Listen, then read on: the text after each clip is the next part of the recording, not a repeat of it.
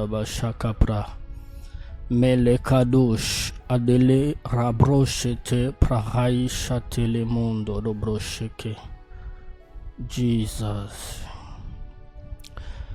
Shalom, shalom, peuple de Dieu. J'espère que vous allez bien par la grâce de Dieu. Ezangai, le prophète Wande, na radio Nabiso, shalom, l'émission Efata.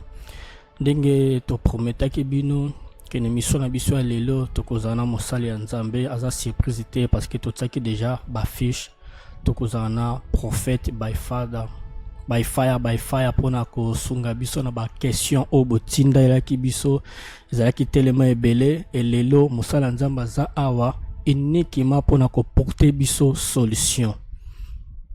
Sans plus tarder, nalingi na présenter bino le prophète by fire. Prophète, shalom prophète. Shalom prophète de Dieu. Shalom banana Nzambe. Shalom peuple de Dieu, shalom. Prophète, moi déjà que ça va déjà. Libungu déjà comme bima. Nzambe azosunga. Prophète ndenge nini libala ministère makamunyo sozo le bien la grâce de Dieu. Amen. Vraiment les ministères zo le bien, Nzambe azosala biso grâce et libala les a bien, libote les a bien et Nzambe azokela biso mawa. Vraiment, en grosso modo, nous sommes très bien. Oh, gloire à Dieu. Amen. Prophète, tout un problème tellement sérieux. Amen. Sérieux, il y a grave. Batebele, bakomela ki biso, ebele vraiment, bazana besoin, prophète, par la grâce de Dieu, osunga biso na ba réponse. Première question, ça peut t'aider tout le temps déjà. Première question. Nako tanga kombote ya motatinda biso question pour nous protéger image na ye. Mais maman tuni biso question a remarqué boy. Amen. Abi prophète bato belé bazo ya na église na bino ba prophète. Okay. Bozo mema bango na bangomba bato belé bazo sambela surtout bazo semer bazo pesa ba offrande mais ba remarqué prophète comme makambo ils ont changé té. Bazo mata bangomba o bazo tinda bamba sala bazo sala badimbo offrande bazo pesambe. Pourquoi jusqu'à présent ma vie à bateau ils ont changé tes prophètes? Waouh. Que Dieu soit loué, ça va pour maman que Dieu soit louvado. Et vous excusez nga na kosangisa moi mino ko belé parce que par la grâce de Dieu et ezaka batalinga la te balanda biso ezapena bato mususu ya portugais ba landaka biso pe moi muke wana eko sunga bango. Avant na répondre à la question il y a prophète na bani na ko pesa merci pour la considération, merci pour la invitation bat basé belé mais vous porter choix sur nous. Merci infiniment. Merci Radio Shalom, merci bas technicien, merci à notre directeur que vous êtes. Donc, vous êtes les patrons de cette chaîne. Merci beaucoup. Merci infiniment. Et vraiment, on s'excuse pour notre retard, pour embouteillage de ma casse et boyebi de banzele zalaka. Question est vraiment pertinente, mais est très importante. Question ya prophète Ezali, pourquoi batubazo sambela et batubazo seme, batubazo matana bangomba. Et biso ba prophète ozo bema bat na bangomba na l'église mais ba vie à batou ezo changer te. Amen. J'aimerais bien avant na répondre tout en écriture. Na linga kito tout en écriture nazana livre ya Jacques. Na besoin livre ya Jacques chapitre 4. Livre Jacques chapitre 4, na verset nango 3, Bible lobby, vous demandez et vous ne recevez pas parce que vous demandez mal, dans le but de satisfaire vos passions. Okay. Bible zoloba bozo senga bozo zoate parce que bozo senga mabe. Ko senga na bino eza na but ya ko satisfaire ba posa na bino. Donc tokoki non ko répondre te pourquoi bato bazo prier bazo zoate sans pourtant expliquer bateau prière eza nini. Ok. Oui, il faut trouver ça bateau prière eza nini. Prière eza juste donc communication entre Muntu na Nzambe. Donc eza être azo se communiquer na un être invisible. Donc eza inférieur azo senga aide pas supérieur. Donc mutu moko azo senga lisungi, mutu moko azo adorer, mutu moko azo côte en communication na nzela ya losambo po asolola na être moko mususu ya monde prière. Alors mukolo moko Yesu azo enseigner bateau sur la prière. Abi, ne soyez pas comme des hypocrites. Matthieu chapitre 6. Abi, ne soyez pas comme ba hypocrites. Bango bakanisaka koganga ndezo pousser Nzamba répondre.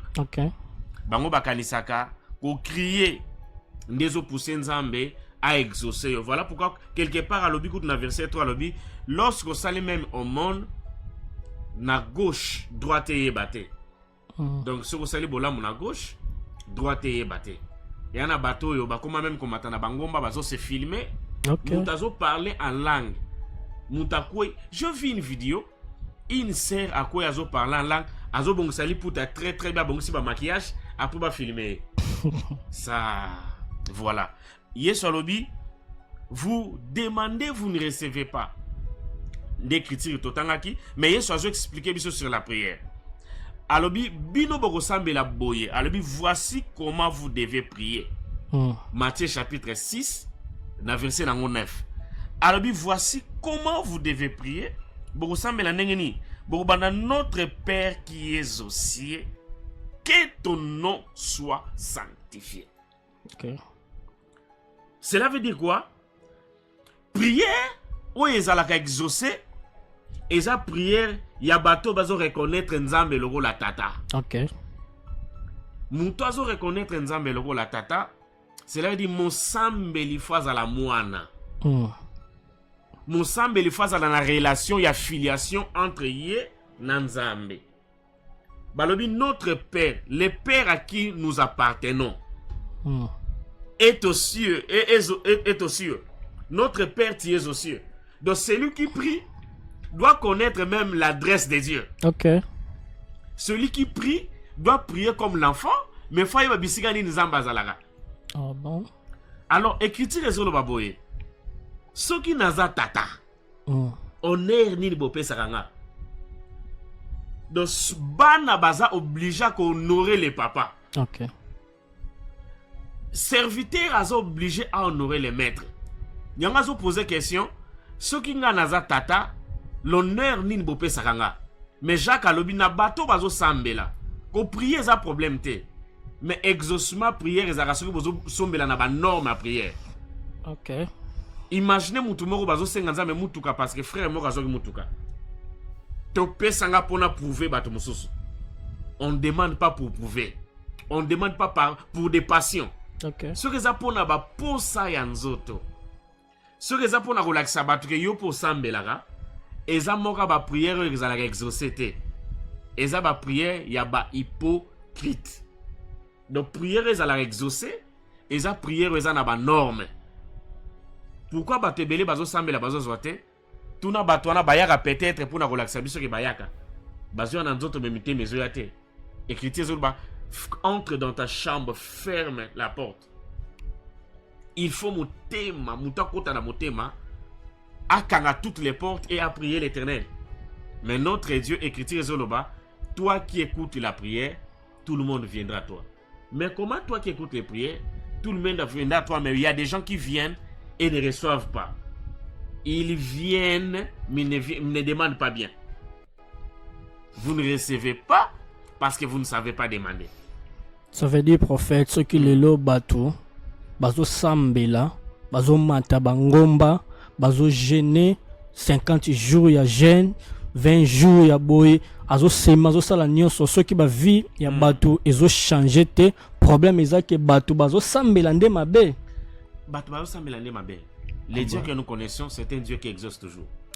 Jésus zoloba Matthieu chapitre Jean chapitre 11 devant la tombe de Lazare alobi je sais que tu m'exauces toujours. C'est le fils qui reconnaît que le père m'exauce toujours. Voilà pourquoi il faut prier le rôle à fils. Ok. Ce que vous avez pensé moi na ya solo, oza na semence na ye, il va toujours t'exaucer. Voilà pourquoi boyoka nezalaka entre tata et mwana. Oui. Ok. Prophète alobi soki ba vie ya bato ezo changer te, bato bazo sambela. Oui. Problème eza moko bato nde bazo sambela mabe. Oui. Prophète nayebi te. Est-ce que ko exorcement ya bato ezo dépendre quand lobi ke bato bazo sambela mabe to ezo dépendre pe na ba dirigeant na bango ba pasteur na bango bazo diriger bango mabe to bazo expliquer bango bien te motive to façon ni bakoye ko sambela to komato ko bongana bato te bazo sambela makambe simba te za kaka parce que bango moko bazo sambela mabe to parce que bazo laksa bango pe prière tendenge esengeli ba sambela to koma prophète. Bon, par là, en fait, problématique qu'on peut régler et qu'on tombe sur les deux camps. Ok. Parce que le problème est que beaucoup plus de berger. Le problème est que pâté. Ok. Oui. Bon, et ça n'a pas pâté, moussou. Bah, y a juste pour nos berger. À l'ongola pensa confiance c'est pas nzambe. À la ta confiance à 100% et pas pasteur là. Dans ce que mon colonne pasteur a été quitté à la raté. Il y a des églises comme ça. Il y a des églises, lorsque le pasteur a été, quand le pasteur nous vient, nous sommes rassemblés. Tem quelqu'un qui anda vir na igreja só para casa do pasteur. Ok. Ayaka po pasteur azali. Donc ce qui pasteur azate ayakate. Ce qui pasteur a voyagé, église et kangami. Il y a des églises comme ça. Ce qui pasteur a voyagé, ba benda rasus côté bandi mazalakate. Mais il y a aussi des pasteurs oyo tozo sunga bandi bina bisote. Tozo apprendre bangote ba comme indépendant.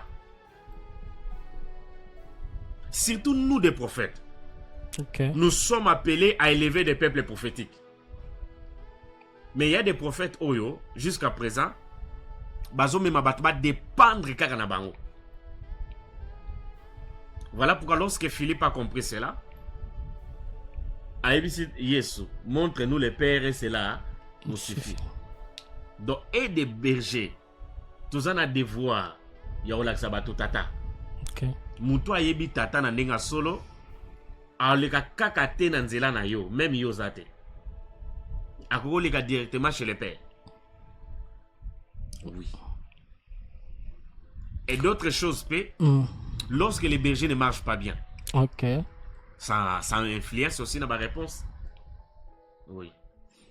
Ça veut dire tant que dirigeant pasteur, Oui. azo tambola pe bien te, ezape moko ya basigne to moko ya makambo esala ke bato o bazo sambela na église wana makambo na bongo simba te ndenge prophète olobe. Bon, et dépendra pe na ndenge yazaleli. Ok.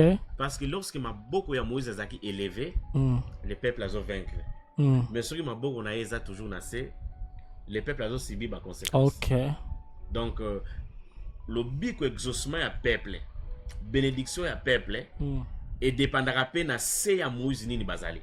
Ok. Oui. Prophète, on a deuxième question. OK. Frère moka tuninga awa lobi naza na pasteur na ngai. OK. Yemuta sambela po na ngai na kenda église presque chaque jour ba kilt na kendaka. OK.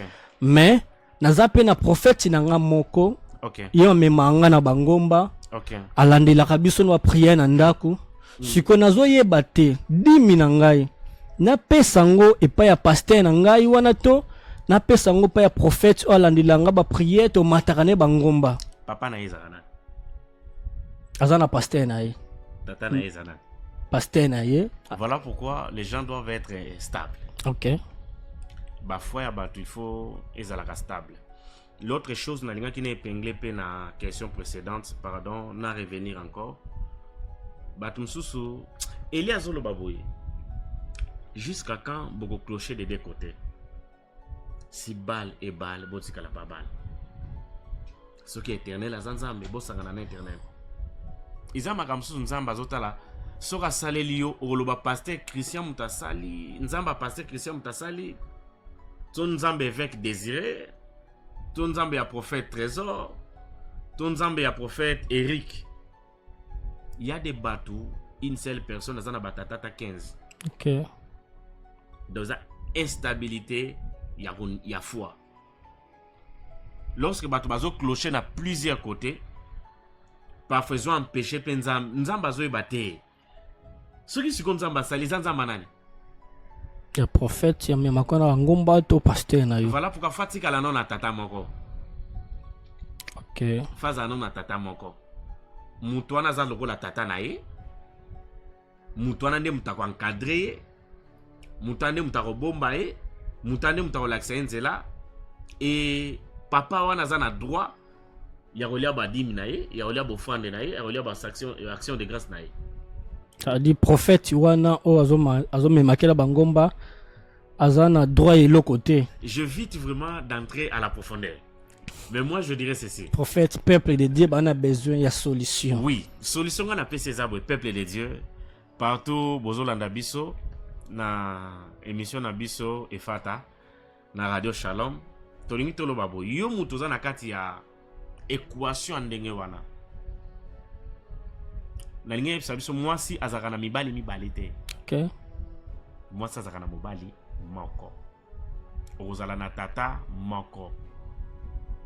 Reconnaître qui est ton père. Et tata moko wana kozala na ye. Yeli mutazo mériter babiloko wana. Prophète alobi mwasi azalaka na mibali te. Conseil prophète apesi ozala na tata moko. Okay. O eza question ya batu te mais na pesa exemple par rapport ya lisolo o question de ko. So par exemple kasi papa na ye na pasteur na ye wana azali su na nzambe. Tu as remarqué vraiment que pasteur na ye wana azasu na nzambe te mbe makambo na ye zo simba soki prophète wana asambeli po na ye. So nyonso prophète wana zo loba po na ye ezo simba mbe azana pasteur na ye mbe zo mona pa pasteur na lokwa ezo tambola vraiment témoin malem so kute na prophète wana ba matingomba solution. Siko sala ni atikala na prophète wana koma papa na ye nyonso ya ye aliaka badimi na ye bofrandi na ye nyonso to koma to a continuer na ye ka kozapa pasteur wana mais azala pe na prophète wana tant que prophète conseiller ko pesa muta kuta na problème wana. OK. Merci beaucoup, merci prophète. Écoutez, imaginez ozana na papa Botio financièrement papa za na mbongo ta kokolisa yo. Papa za na mbongo kokolisa yo te. Mais logo lozana relation na ndeko moko quelque part okendaka na ndako na bango oliaka kuna omelaka kuna. Okomo benga papa ya ndeko wana pe papa na yo. De logo la papa na komi koliesa yo directement azui droit légitime ya papa Botio.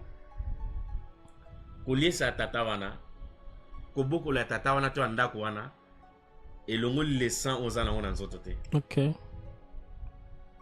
Elongo li makila te. Un vrai fils il sait honorer son père. D'ailleurs, un vrai fils a mon raté que tata naza nzambe te. Ah oui, banana ndenge nini un fils. Alors ba que tata ngaza su nzambe te. Impossible, ça c'est pas un fils.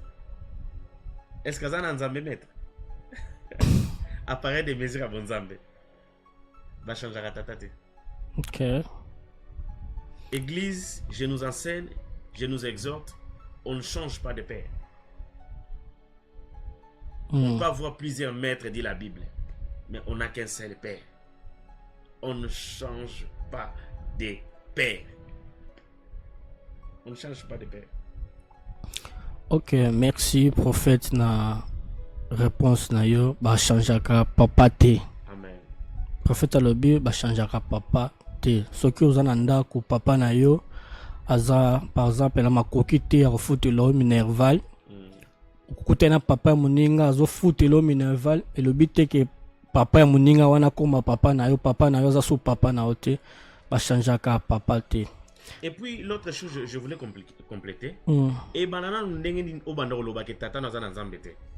Vous savez moi na Noé a comprenant que Noé za na bilamba te pa kotaka na chamba Noé. OK. il y a d'autres choses sur aux ana ba principe Mm. on la jamais comme on a tata azana ba erreur. Ok. Lorsque moi aux ana espoir pour fouiller. Écoutez, les diables logent dans les détails. Mm. Lorsqu'on fouille, on trouvera les diables. Ok. Lorsqu'on a la vie de fouiner, de fouiller, on trouvera ce qu'on cherche. Mm. Dans la vie à tata nyonso soko luki moi li douce zalaka. Écoutez, mutuloko la Paul prêche, Paul sera zo koma bande ko koma très très bien. Mais écriture zo la mukolo moko Paul azote ya. Ate tellement bien te. Bato bazo la na mateya bazo la muta uta la likola ko ya kufa. Bible zo ba Moïse rempli d'onction. Moïse rempli de puissance, mais avait un problème de bégayer. Ok. Donc Nzamba tika rabatunyo sur nali dusu. Nzamba ko sala yo parfaite. Ok. Nzamba tika ramutunyo sur nali dusu. Imperfection tata moi na découvert ngo soko mi pembeni. Soko matili kolondo ko découvrir que Lisée azana libandi. Soko matili kolondo ko découvrir que Lisée azana libandi. Prof expliquer biso bien. Donc soko lingo mona libandi Lisée te zalaka toujours na se Lisée. Ok. Donc soko zo les gars zalaka toujours na se. Soko koti na chambre tata on comprend que Kameli masangatika lindengwana. Donc soko mona kota na été. Noa lingam alangwa na ye alali ne lobi na tonga la alati pe bilamba. Donc nako luka ko fouiller nako luka ko kota nde ko découvrir ba erreur. Peut-être que mon lingolo bateke nzamba tiki papa. Attention bisika nzamba leki akoki ko repasser. OK. Là où Dieu batu na nzamba za loka bali boka.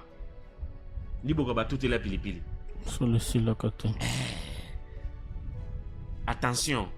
Nzelo nzamba pambola yo, nzelo nzamba lobela yo, onction et bénira yo, baba fuyarangote. Ok. Un fils ne peut jamais dire ça. Que tata nangaza suna nzambete. Ok. Parce que nous les fils nous deviendrons les pères. Tout fils deviendra père, toute fille deviendra mère. Alors, ego salon ndengenini, lobi mwana na ebiso que osa incapable. Osa so maman ngate mono memi après 9 mois boti et ça fait très mal. OK. Ça fait très mal. Prophète, question il y a 4 mais question ya musala nzambe. OK. A poser question à lobi musala nzambe alingi prophète a aider biso a sunga biso. OK. L'église na biso, OK. La communauté na biso, OK. azalaki bien na père spirituel na ngai. OK. Abanda yo sambela pona ngai nyonso banda oloba nazosala ngo na répondre ngo mais lelo même père spirituel wana père na ngai azobundisa ngai na bafaçon nyonso nazoyeba te nasala nini nalongwa na ngai na église to nazocomprendre te en réalité nasali père spirituel na ngai mabe te mbe azokombattre nga na bafaçon nyonso. OK.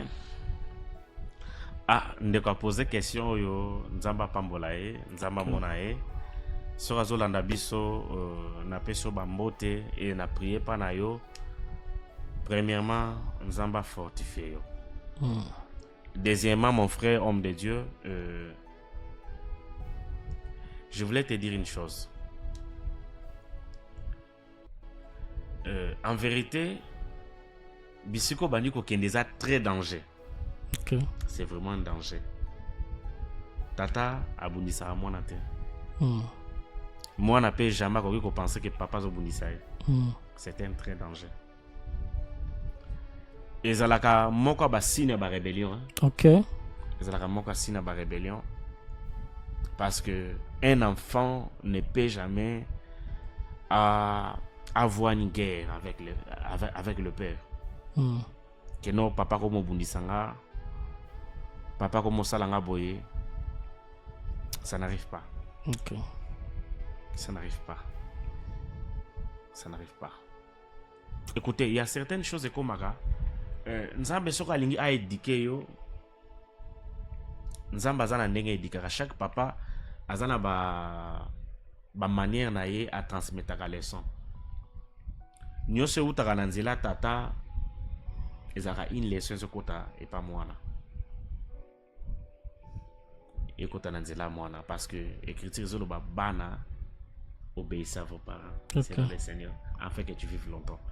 Il y a qui en fait une seule promesse où mutu peut vivre longtemps, c'est obéissance aux parents. Le parent mérite cette obéissance. Les parents méritent ce respect. Un enfant ne peut jamais penser que papa koki kokota na litinae. Souvent dans le bac au début, ils ont une partie il y a rébellion. Et ils ont manqué de biloko et comme il a pu Lucifer. Ok.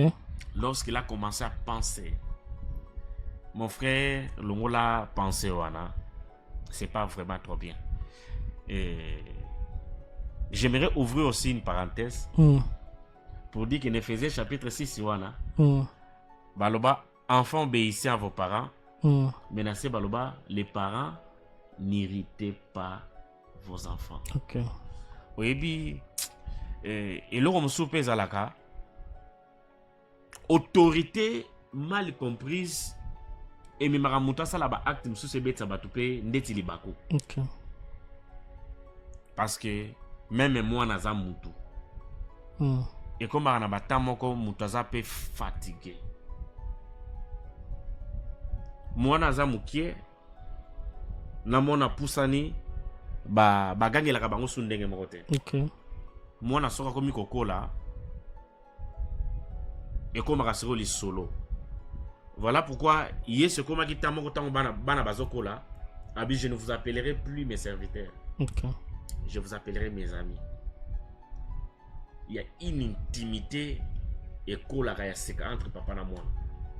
Et la paternité que nous vivons aujourd'hui aussi, parfois ça biaise. Parfois ça biaise. Parfois ça biaise.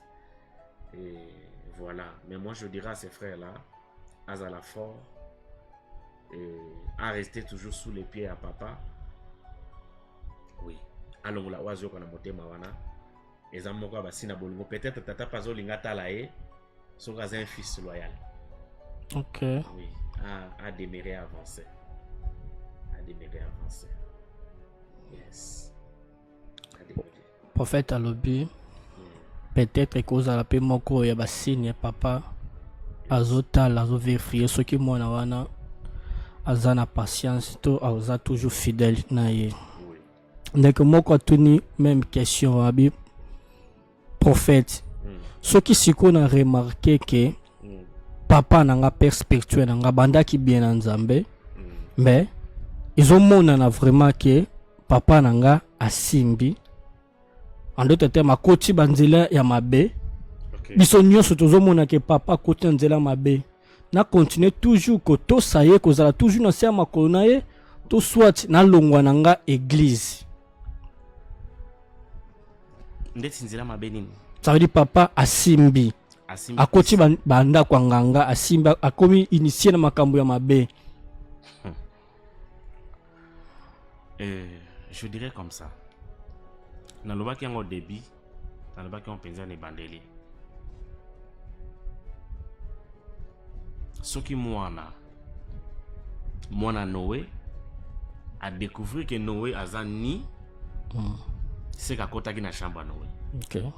C'est qu'à côté de la chambre Noé. N'a qu'aucun autorisé, mutu azo décision peut-être à Robima. Ce qui papa on a sali déclaration officielle qui a renoué le Seigneur. Qui a tikini maramanzambe, ne ba tusa tikini maramanzambe. A commis nganga officiel. Tu as commis na makamususu. Mo ogoti église na ote poyo ki barime. OK. Ogoti kangote.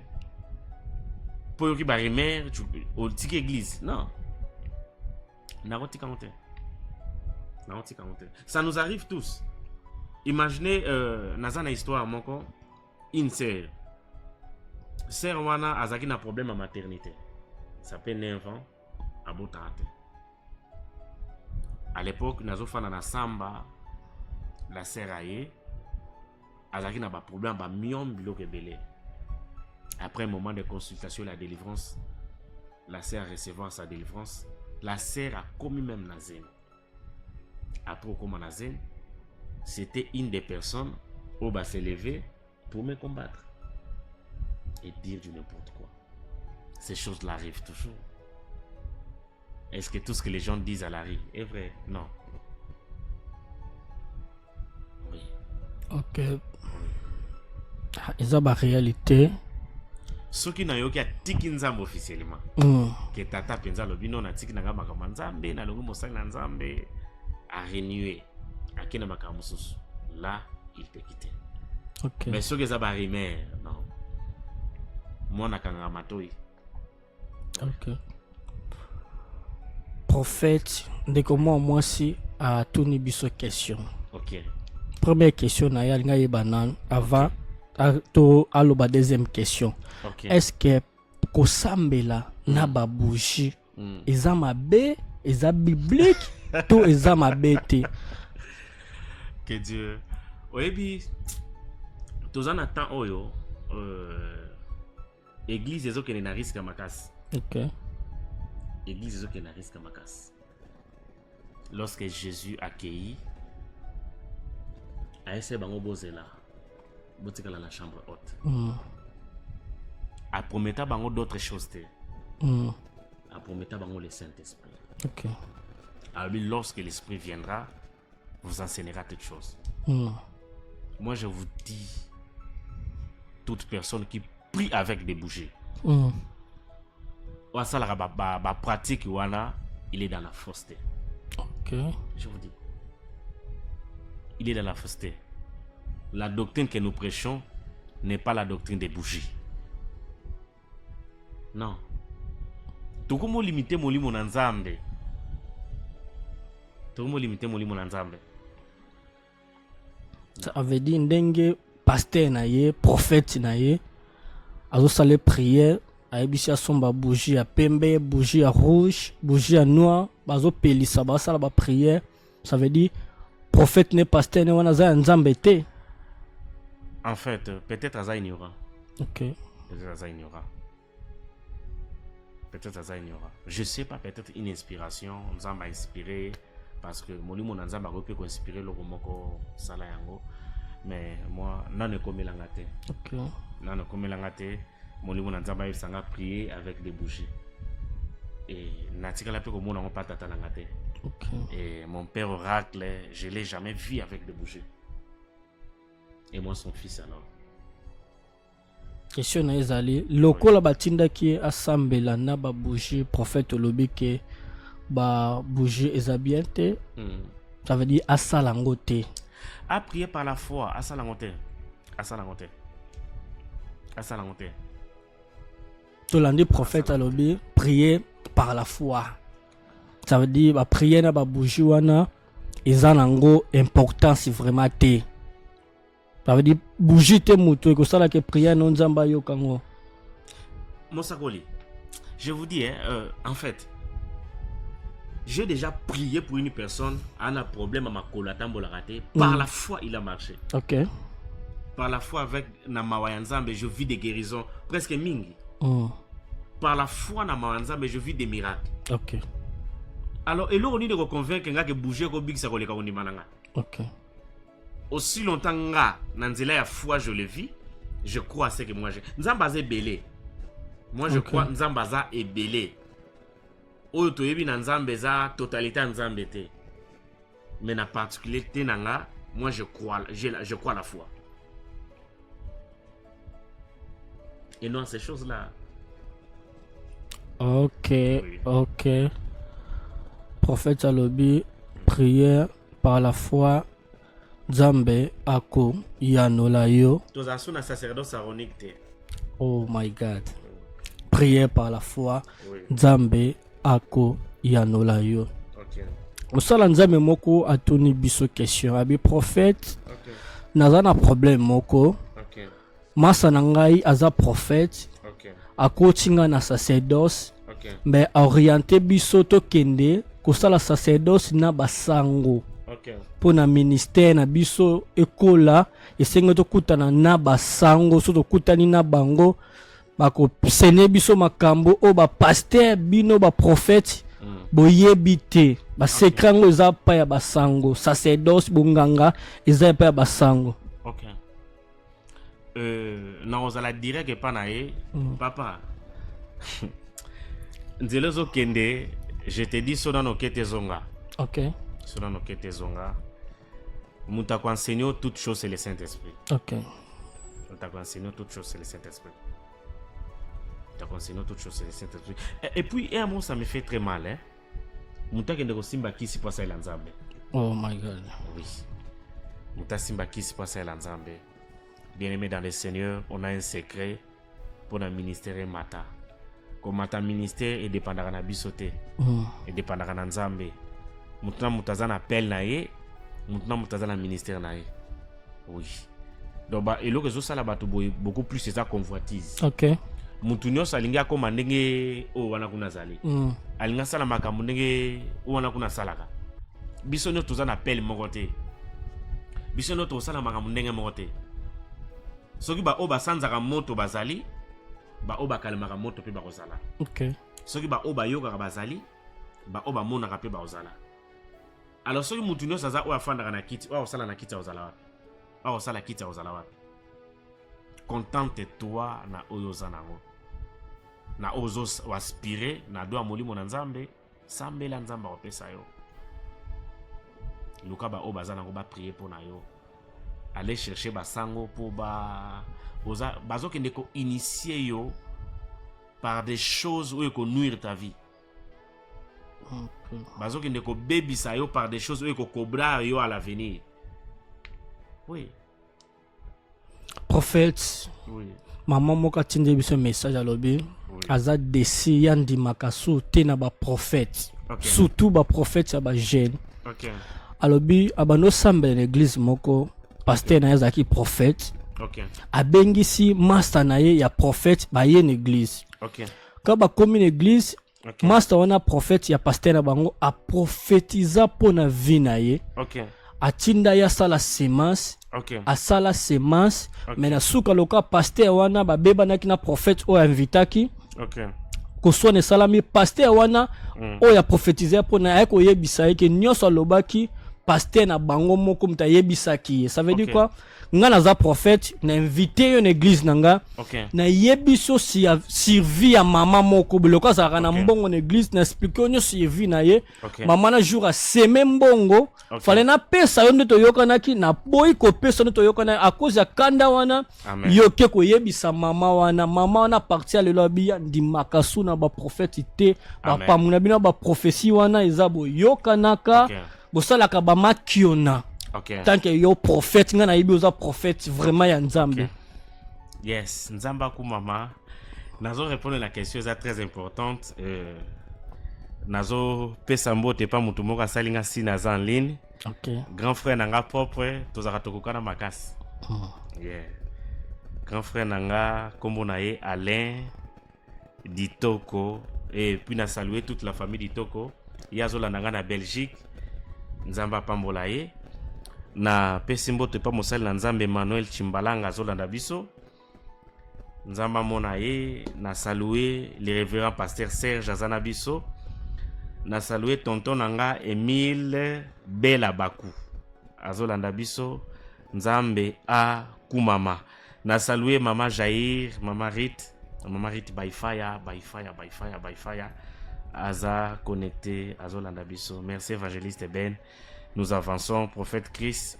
Obrigado. Alléluia. Na lingina répondre le moko. Écoutez.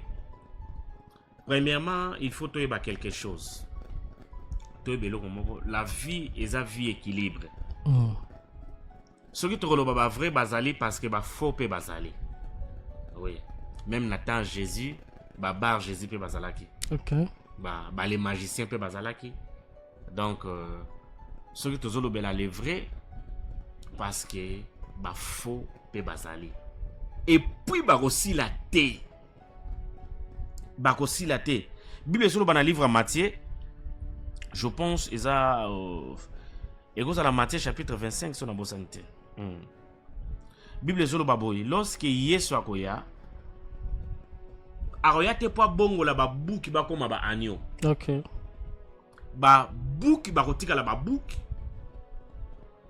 Ba agneau ba kozala ba agneau. OK. Mais quel est le service que Jésus fera? Tant akoya ako séparer ba buki na ba agneau.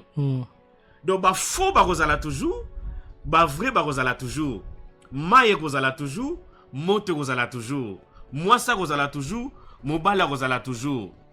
Ya mikuse ba kozala, ya milai ba kozala. Pemba kozala, mwinda kozala. Parce que mokili za mokili, y équilibre. OK. Lumière faisant la ténèbre faisant la. C'est ça. Donc lorsque Jésus viendra, aroya ko séparer les boucs na ba agneau. C'est la mission que le Seigneur fera. Ok. Écoutez, Mondo Tozali, ce genre de pratiques, ezo salama mingi. Ba makamande kon ezo salama mingi, bato bazo dire des choses et des faussetés. Voilà pourquoi il est important, je nous exhorte, d'avoir les dons de discernement. Ok. Vous en avez dons de discernement, et c'est très important. Ndeto lobaka, nyoso ezo ngela, ezalaka olote. Nyoso ezo briller, eza penza orte. Et ce genre de prophètes, oazo salamaka mwendenge wana, na salué Papa Josué depuis Paris. Merci infiniment. Oui, ba genre ya ba prophète ya ndenge wana. Oyo bazo monter une histoire pour dire déjà babiloko ndenge wana. Yango moni Bible ezolo biboyi, beaucoup reconnaître un prophète ndenge nini. Beaucoup reconnaître ye soko azolo ba makambo wana ezoko kisama. Ok. Lorsqu'il dit des choses vraies. Mais dans Actes des Apôtres chapitre 16 verset 16, il y avait une femme oye pas zolo ba makambo eza vrai. Alors ces hommes-ci baza basali nzambe. Oui, Paul na le frère Azalaki batu nzambe. Il disait des choses vraies, mazaki accompagné na molimo ya Python. Ok. Yango moni, il est important na batu bazala na molimo ya discernement. Ce genre de choses n'Angola eza ebele. Ok. Ce genre de choses n'Angola eza ebele. Ok. Je dirais bien en Afrique et ailleurs. Ok. Il y a des gens à Robin son église, ils montent des histoires. Et ça là ba makambo zo salama. Ok. Ah. Je ne vais pas vraiment blesser. Ok. Là la personne ko dola bien te. To kene ndenge wana. Mais maman ndenge wana nazo bisa maman ndenge vivaki l'événement et longola yegwa ko sambela te. A perdre la foi te. Ne ele alobaka tikali ye moko nzamba yebisi eza na ebele on ba fléchir makolo pa balte. Là où il y a des faux, il y a toujours des vrais. Même au milieu des vrais, il y a des faux. Ok. Yes kuta pona bato hein. Ye moko pona bango mais moko zaka démon. Abi n'est-ce pas que moi qui vous ai choisi, mais l'un parmi vous est un démon. Les faux existeront toujours. Les mensonges existeront toujours. Ça fait très mal. Il y a un monde à l'église à Batebele. Au monde à l'église, ba image koka tamboli après 3 jours koka na mona na rason église te. Ba kenda wapi? Nako pozo question te parce que ça journaliste mais ça m'étonne. Imaginez penza koka mutatambola raté atamboli l'église moko boy. Donc mosakoli otambola raté ba memo l'église moko tamboli après okim église wana. Mwana na waza aveugle aza baba lo baraté akene église wana lobby. Après ba mona ko souste. Prophète na kacho maloba te mais pourquoi lelo na l'église makambo lobby et comme yango mteza na mode. Problème est ça, en vérité, Batubazo Samba assusté. My God. Batubazo Samba assusté. Il y a des hommes de Dieu qui ne gênent plus, qui ne cherchent plus le Seigneur. Bazara sous temps intimité, nanzambete. Oh mon Dieu. Oui, parce que na limite mutoazo sambela.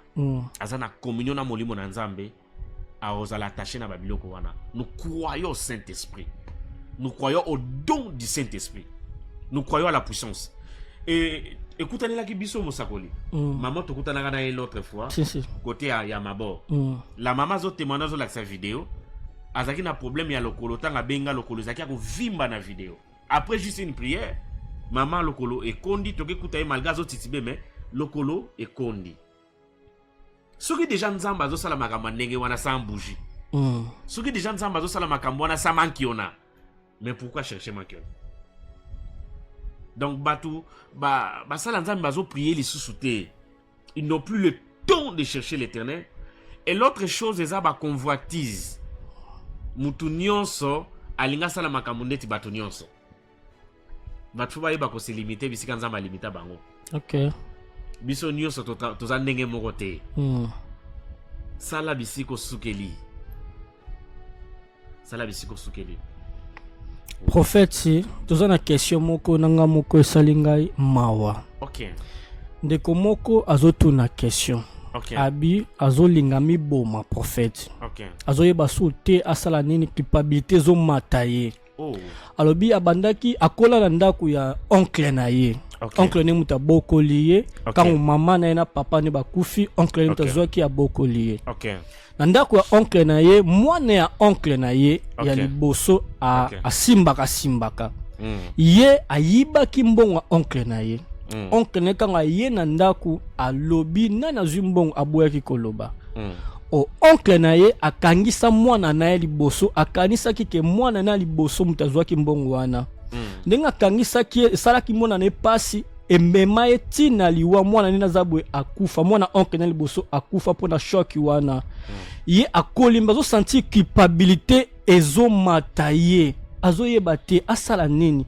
Akende avandisa batu abenga oncle na ye explique ye likambo wana ke eloke boma mwana ya oncle na ye ezalaki ye muta yibaki mbongo wana bi atana lobi bongo ndeko nanga deja akufaki azalaki innocent azoyeba te asala nini akomi na point moko ami boma. Ok. Et eza na passage moko na répondre na Bible. Nzamba pambola biso bien aimé, partagez bisika ozali, partagez tinela baninga, commentez. Yes.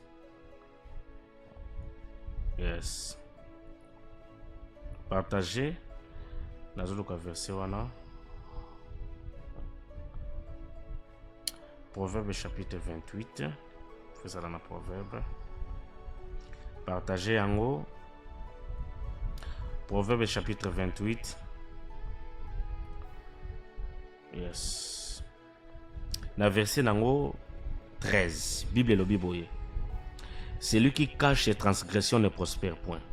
Mais celui qui les avoue et les délaisse obtient miséricorde. Okay. Muto yo azo bomba masumu na ye, muto azo bomba mabe na ye, muto azo bomba mbeba na ye, akendaka liboso te. Mais mutu oyo avoué yango, a reconnaître yango, avoué yango pe atiki yango, azo mérité pardon. Écoutez, peut-être à ça là qu'on a ignorance, mais dans la phase mususu, soka yambi Yesu. Jésus est capable de pardonner ces péchés-là. Mutunyo sazana sangwa kala. Il est peut-être abomisa mutumoko, mais batulora ba Paul babomisa pe batebele. Oui. Paul pas participant à maître ya Étienne. Okay. Il était là asimba pe babilamba nde bazoboma mutu. Mais tanga yambi Yesu, nzamba azaki capable à kolimbisa mabe na ye. Dieu pardonne les péchés. Lorsqu'il pardonne, il oublie. Ah bon, ce qu'on est parti à quoi vouer, ezo dépendre pe na ndenge famille ko zula likambo wana. Ok. Ezo dépendre na ndenge famille ko zula likambo wana parce que lorsque la sagesse c'est ça les défauts, même les juste à tombaka. Ok. Il y a yebi famille na très très bien. Ayebi libota ndenge ba fonctionnaka. Et la personne morte, azaki une personne pe azaki cher pour na bato mususu. Peut-être bakozo ngo ndenge mususu. Akoko ma ayi, akoko ma pe musika na bango nyonso. Moi je souhaiterais à lokana no nzambe. Asenga pardon, ba accompagner na basali ya nzambe. Sima ko senga pardon, sima ko bondela pona ye et ki atiki makambo wana. Et basala nzamba ko bonde la peine nzamba simba mitema. Dieu est capable de aussi mitema ya oncle wana. Il y a aussi mitema ya famille de façon que ba yambaye ba limbisa ye. Mais le pardon libère. Ok. Le pardon est une puissance qui libère. D'accord. Oui, Ici que vous allez comme bon matin, oui, prophète alobi soit d'abord temps ya ko sambela Oui. et luka basala nzambe yes. ba compagnon na problème oh. Ok. Prophète ndeko moi aussi a posé question. Abi Ok. prophète au répondre rapide Ok, parce que dans 2 jours azobala. ok, Libala neza dans 2 jours azobala ba na Ok. problème moko sérieux. ok, Problème on eza nini? ok. Ndenge aza bongo aza na zemi ya une semaine. Zemi wana eza ya mobali neti azobala ye parce que na mobali na ye nanu basangisa nzoto te. Ok, Azalaki na relation moko ndenge ezalaka kaka kende koyebisa nalingi vraimen suku te batombaki na ye bakweyaki. Se retrouver aza na zemi a posé question dans 2 jours azobala asala nini ayebisa mobali ne wana ki aza na zemi biso ki ayebisi mobali ndenge ayebi comportement mobali na ye wana libala ne kokufa soki abombi yango soki mobali na ko a découvrir ekozalele ndene soki na minute azoyeba te asala nini expliquer kango pa mobali nengo lelo parce que dans 2 jours azobala to soit agardango kaka abiye pe abangaka kolongola zemi bapesa déjà ba prophétie ebele soki ameki olongola zemi akokufa azoyeba te pour le moment asala nini mayele esili ye.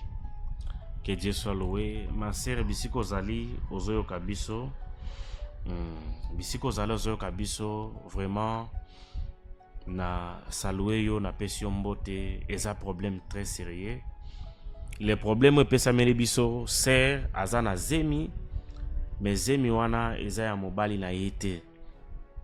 Azaki na ex na ye akendaki kotala ye akoyi akomi na zema une semaine alors que ye na mobali bazobala na bayebani nanu te et que akomi na zemi asala nini.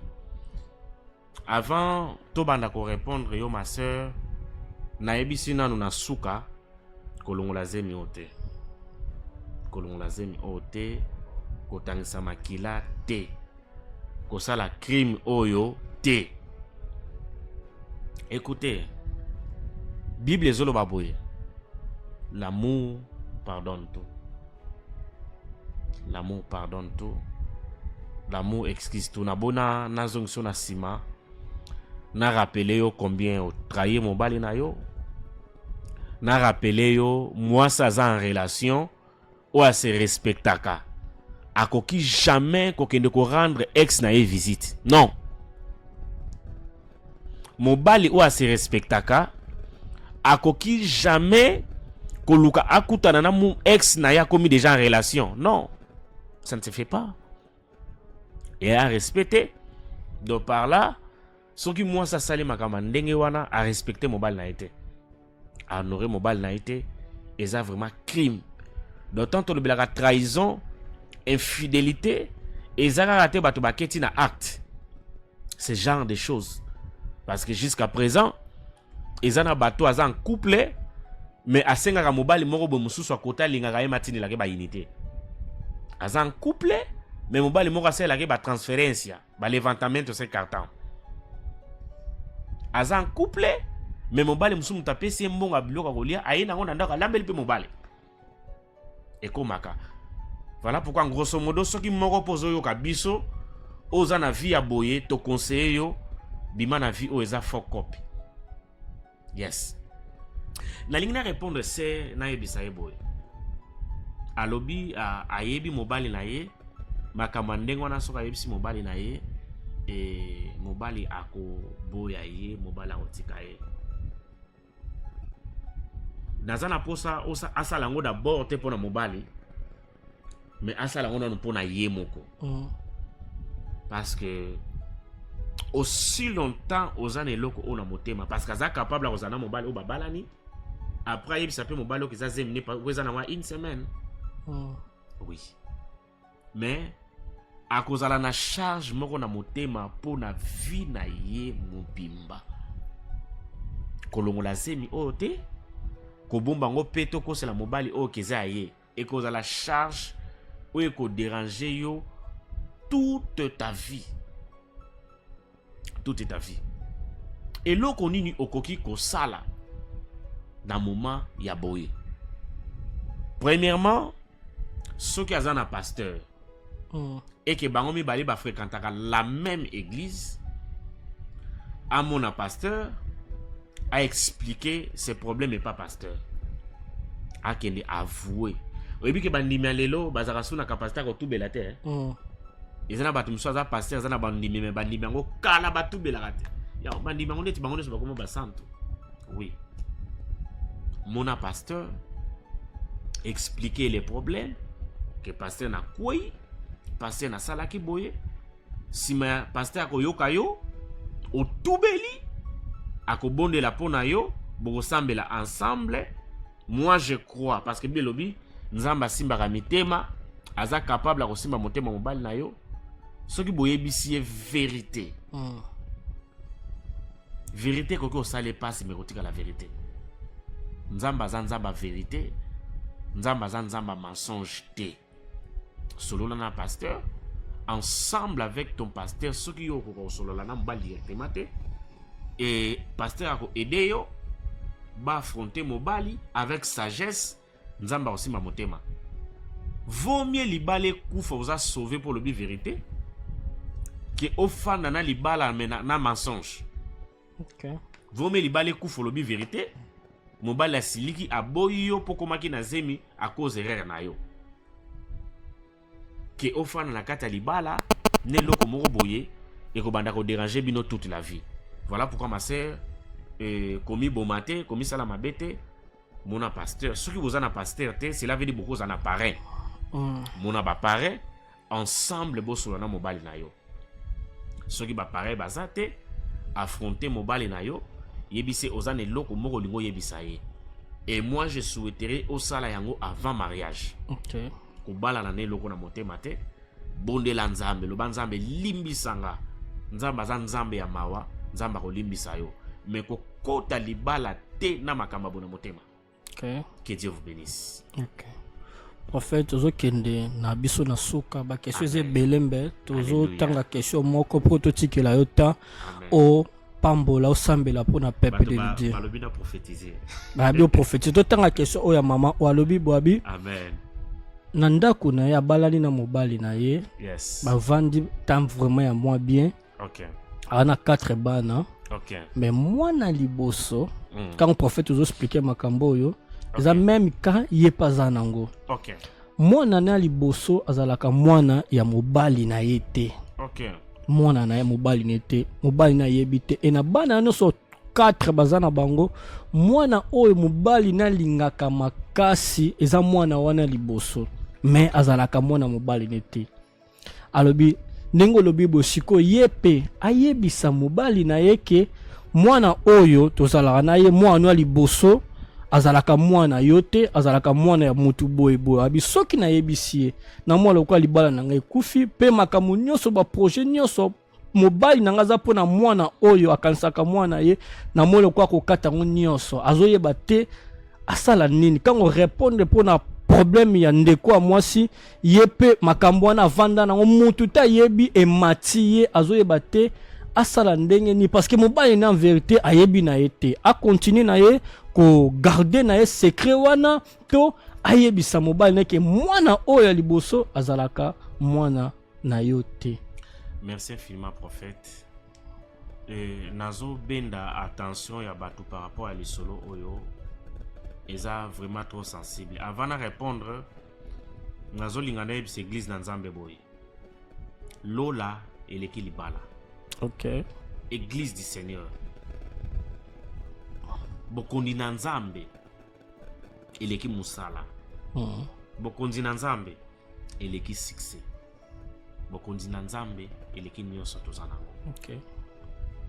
Vome na père de musala mais ozanga bokonda likolo te. Vomo père de nyonso zanango mais au père de kimia ozanango te. En vérité, maman azalaka na kimia te. Imaginez soka bomba likambo oyo abota déjà mwana wana sanka yebisa mobali aboti mwana mibale mwana misato tina 4e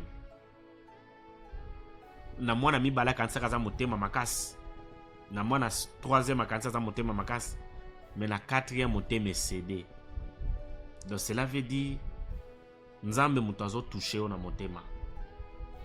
Une chose avant de répondre bien vraiment à la profondeur, na linga na loba boye. Tata azaka kate o apesi semence. Papa wana ndenga lingaka mwana na ye, ndenga kolisi mwana na ye, ndenga azobokola mwana na ye, mwana wana aza mwana na ye. Et l'autre chose, nako souhaiter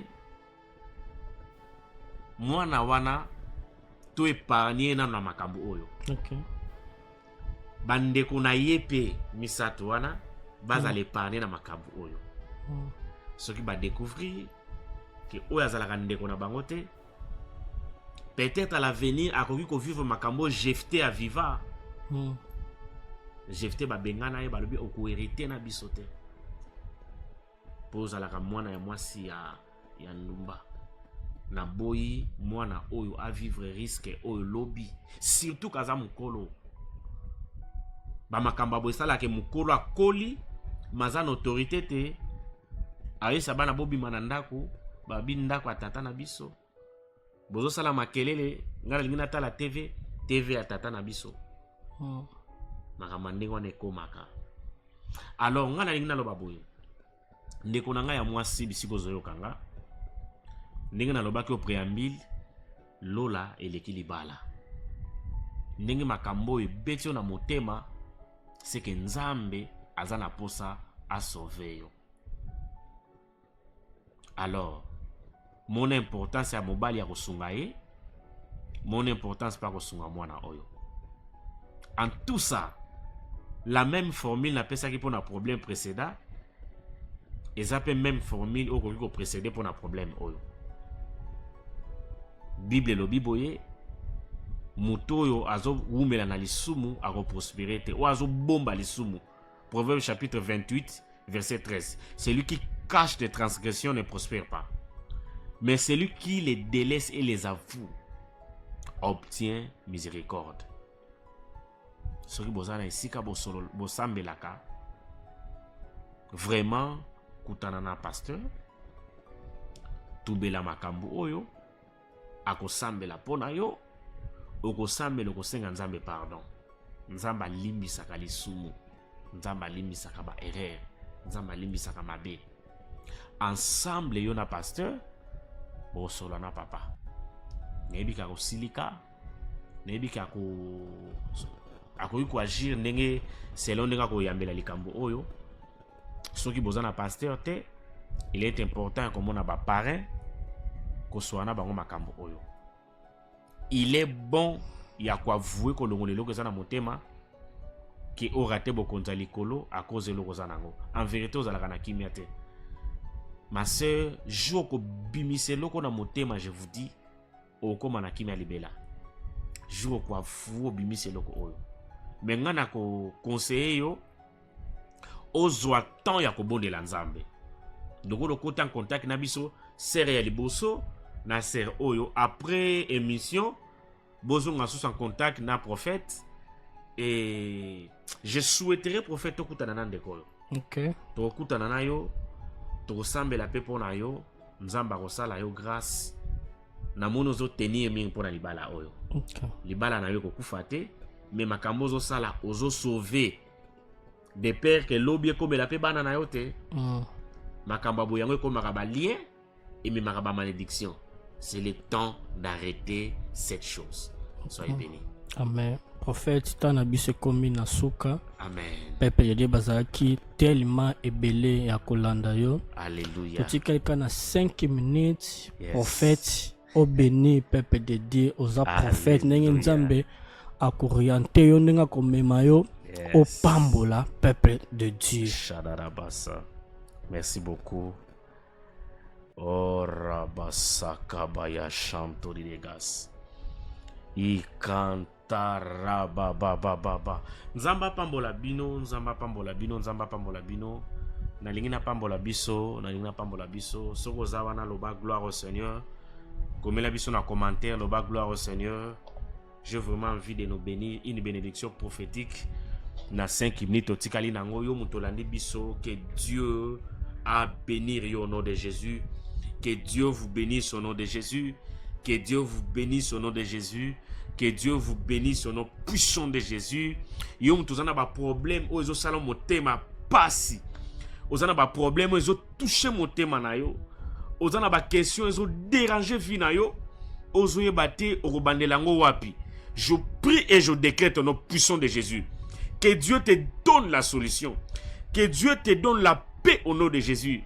Ezana batu bazana makambo ezo tungisa bango bazoye bate bakobimela wapi. Nzamba créer le chemin à cause de l'émission Efata.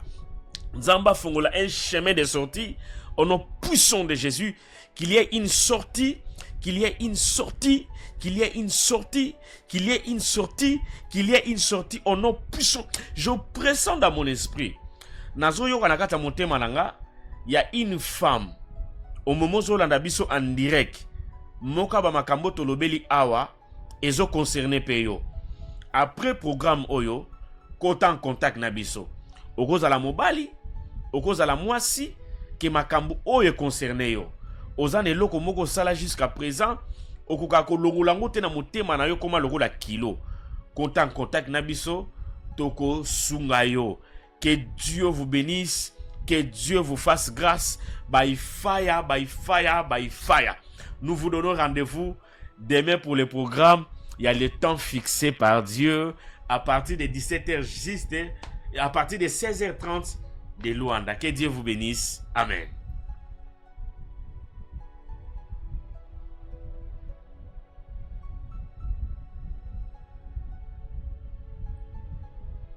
Shadarabasakabaya. Iglanto robo bo bo bo bo bo bo bo. Iglanta rabababababa. Iglanto rodobo shikelebege. Ikarabababababa.